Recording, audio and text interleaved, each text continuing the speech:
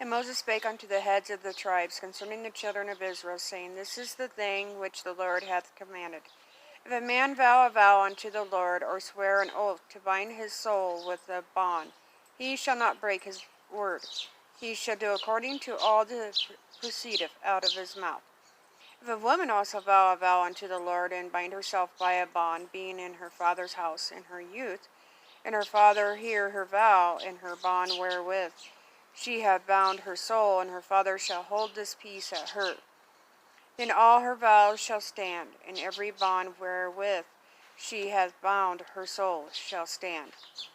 But if her father disallow her in the day that he heareth not any of her vows or of her bonds wherewith she hath bound her soul, shall stand, and the Lord shall forgive her, because her father disallowed her.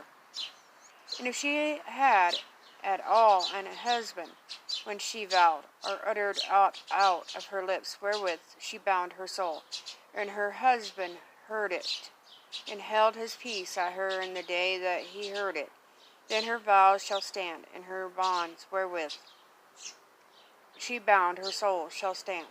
But if her husband disallowed her on the day that he heard it, then he and that which she uttered with her lips, wherewith she bound her soul, of none effect, and the Lord shall forgive her. But every vow of a widow and of her that is divorced, wherewith they have bound their souls, shall stand against her. And if she vowed in her husband's house, or bound her soul by a bond with an oath, and her husband heard it, and held his peace at her, and disallowed, and every bond wherewith she bound her soul shall stand. But if her husband hath utterly made them void on the day he heard them, then whatsoever proceedeth out of her lips concerning her vows, or concerning the bond of her soul, shall not stand. Her husband hath made them void, and the Lord shall forgive her. Every vow and every binding oath to afflict the soul, her husband may establish it, and her husband may make it void. But if her husband altogether hold his peace at her from day to day, then he establish all her vows, or all her bonds, which are upon her. He confirmeth them, because he held his peace at her in the day that he heard them.